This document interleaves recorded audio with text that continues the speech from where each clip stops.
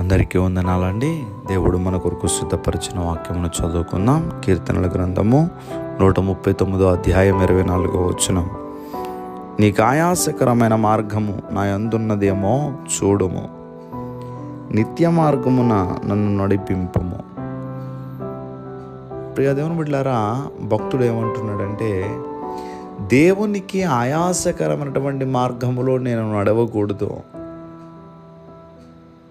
నిత్య మార్గమున నేను నడవాలని భక్తుడు కోరుకుంటూ ఉన్నాడు. అంటే కొన్ని మార్గాల్లో మనము ప్రయాణం చేస్తున్నప్పుడు దేవుడు మనను చూసి బాధపడతారండి. ఏంటి నా కుమారుడు, ఏమిటి నా కుమార్తె ఇలాంటి మార్గము గుండా వెళుతున్నారని చెప్పి మనల్ని బట్టి ఆయన చింతిస్తూ ఉంటారు.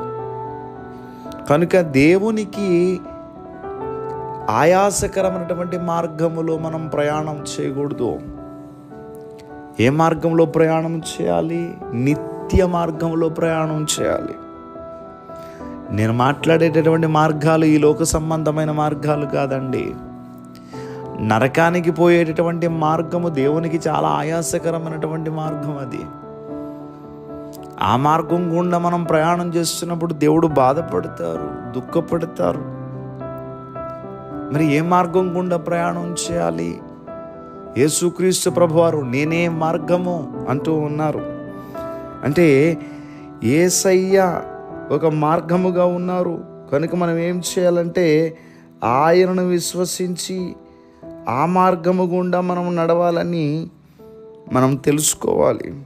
అందుకని యేసు ప్రభువారు నేనే మార్గము అంటూ ఉన్నారు. నిత్య మార్గం అది.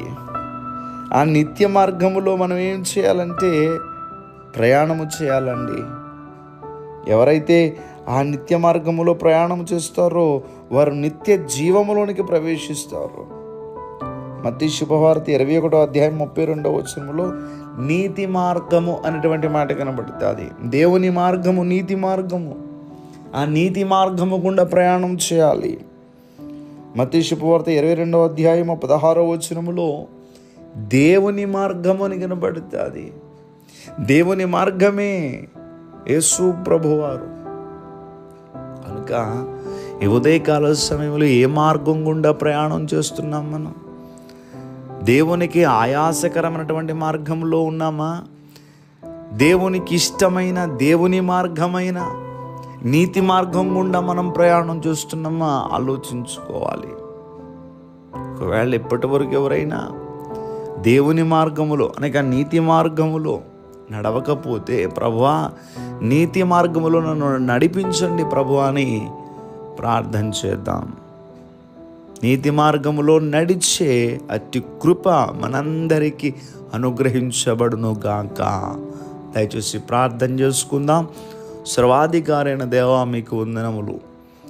నీతి మార్గమును గురించి మాతో మాట్లాడారు. మేము ఆయాసకరమైనటువంటి మార్గములో మేము ప్రయాణం చేస్తే మమ్మల్ని క్షమించండి ప్రభువా.